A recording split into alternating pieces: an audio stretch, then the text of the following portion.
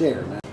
So for me, I've been a single dad for between 3 and 4 years now, and I think the biggest change was I have a daughter, so we talked about that, right? She's 10.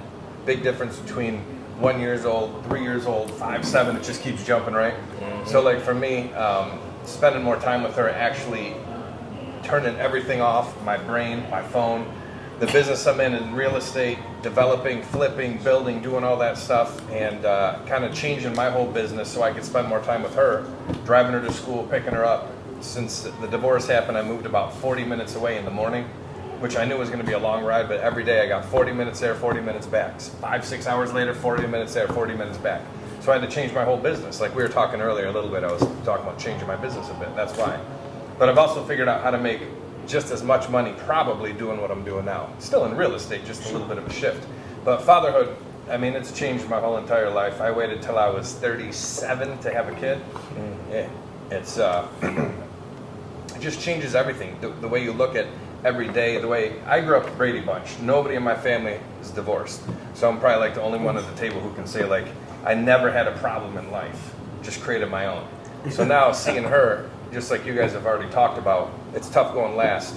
My job is to make her a lady, make her understand how men should be treating her when the time comes. Hopefully it's in like 20 years, not 10, right? And she's like, yeah. But just game changing for me. And even before I came here, she's with my parents right now. I wanted to go over there just for an hour just to see her, you know, because like just that extra hour just to say hi, you know?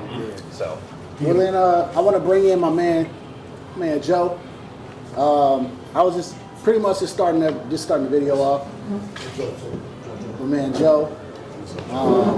Also, assalamu alaikum too, my man. So I wanted to say, we talking about fatherhood. You know what I'm saying? Like things you learn, what's your view on it? And so I just wanted you to talk about it. So just, your mic's right there, so go ahead. I mean, it's one of the most important things as men to establish a purpose, I think. First and foremost, I think your blessings, your children, obviously. And for me personally, I kind of was picking up on some of the things you said. I have 2 boys, 2 girls.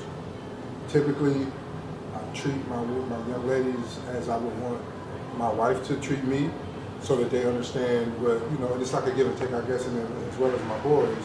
I give them the tutelage to be providers, the tutelage to be leaders in just every sense of the word, whether it be financial, physical, emotional, spiritual. Just it's kind of like the duality, I guess, for me. Yeah, I mean that's kind of a rough thing. All right, for sure.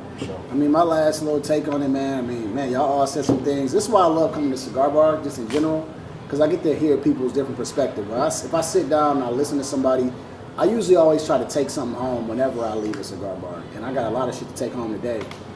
For me, man, it's the thought. It's a scary thought, but it's the thought of like, man, one day I'm not gonna be here, and my kids are gonna be here, hopefully, you know, and I gotta teach them everything that I have learned to this point in life, whether it's finance, whether it's just, you know, being a person, and I definitely want to teach my little girls, which I think is tough because. I ain't gonna lie, man, I was kind of a scumbag, you know, when it came to single life. So, you know, it's maybe God's way of saying, hey, listen, slow down. And I have to learn a lot. And I had to teach them some valuable things. I got to teach them what a man looks like. So, you know, when it comes to my wife, I try to be the example that I would want them to marry. So how I talk to her, what I do, things like that is what I'm learning to really hold as priority. But like you said, patience and legacy and all those things, man, it's tough, and it's kind of a thankless job. But at the end of the day, men know things that they got to do. I got to jump in on no, that, go ahead. because one of the things that we've all mentioned was teaching. I think the most important part of teaching is not teaching too much. Because you got to remember, a lot of our knowledge, a lot of our experience, and a lot of what we are now is calluses from lessons that we learned the hard way. So my daughter walks around the house doing something stupid, and I know she's going to hurt herself, and my wife wants to jump in. No. Just give her a second. Let her hit her head on the banister real quick. Let her take that last step the wrong way. Like, you learn a lot of stuff on the pain that comes from the actual experience. So if we take away that pain, all it is just a thought. It's not an experience.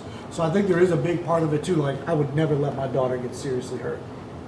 But I'm gonna let her skin her knees. Yeah, I'm gonna let her fall off her bike. You got I'm gonna let her know what it feels like to fall down, because if she doesn't know what it's like to fall down, she has no idea how to get up. 100%. Yeah. Awesome, man. Well, I think, that wraps up, that particular thing, man. A lot of great things you guys said too, man. Again, some shit I can take home, because, we Real quick though, we all need help. as you were saying that, so how do you feel about, like, as fathers, we're like the providers, right? But we still want our kids to kind of learn how to make it in the world. We don't want to